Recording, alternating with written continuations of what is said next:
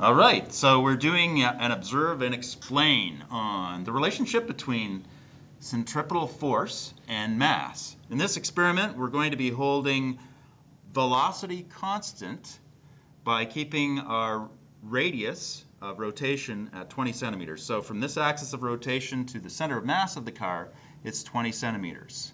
Here we have our Framo variable speed direct current motor. It's going to be running at 50 RPM. We have 5 cars. The one currently on the test bed is our yellow car, 33 grams. We'll be using a red car, which is 45.5 grams, orange, 56.5, black at 75.5, and a gray car at 107.5 grams. Force is going to be measured by this wireless force sensor at the center of the centripetal force apparatus, and of course the car is going to be held with this wire. We are also monitoring our rotational velocity, our RPM, using this photogate sensor, and the results should show up here on the computer. What says calculated column is actually going to be our frequency, and our force is showing up on this meter here. And so if we start our apparatus now, it's going to take a few seconds to get up to speed, and you'll actually notice that this is going to take longer the heavier the car.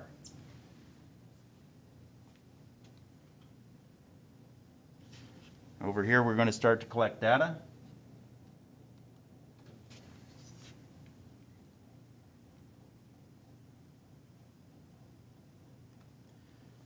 And so we'll just wait for a second for our RPMs to settle down over here.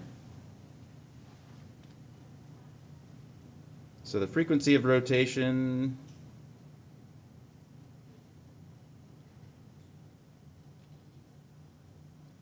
is probably going to come back up. There we are. Okay, so for our 33 gram car, we have a frequency of rotation that's around 0.82. We'll give you the graph. We have a force that's hovering around 0.17. Good, so we can stop.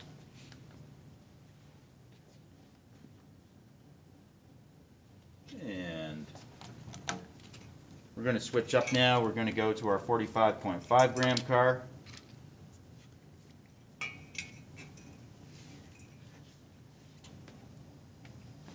And our apparatus is running.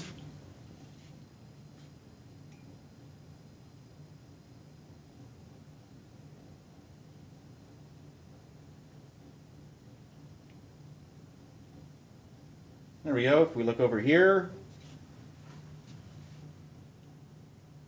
we can see we're going to settle at a frequency of about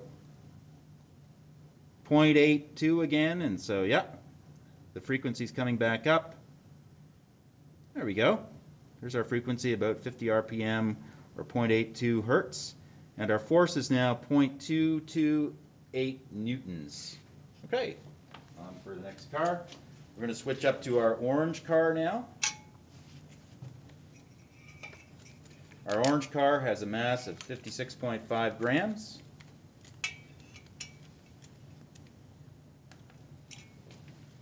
Look at it go! Just a word of warning, if you're using our apparatus, it does cut you, and dinosaurs. Also, if you happen to be making these cars, make them with the hooks that point down. Perfect. Okay, notice the system's accelerating a little bit more slowly. Our motor is actually designed to provide more torque in these situations. And so if you have a look over here at our columns, you'll see that our frequency is overshot a little bit. It's about 0.75 right now. It's going to come back up in a minute. There we are. There are frequencies settled back down. It's about 0.827 hertz, and we have a force of 0.265 newtons. Good. So we're ready for our next car.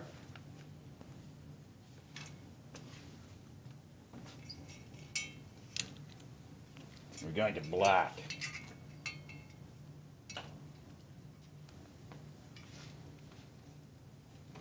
There we are. Once again, it's going to accelerate a little bit more slowly. This is our 75.5 gram car.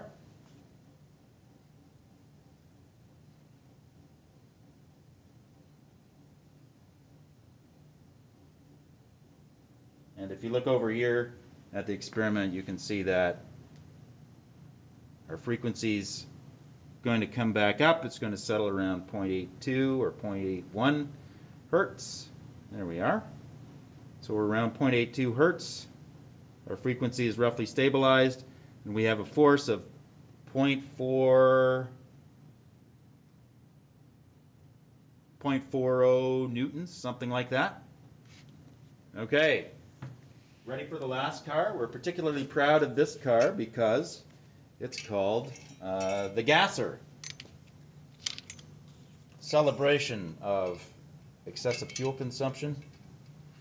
Everything that has made North America great. So there we are. I'm going to spin up.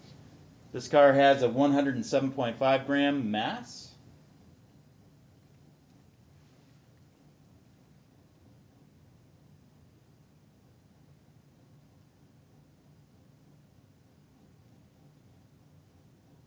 So if you look over here,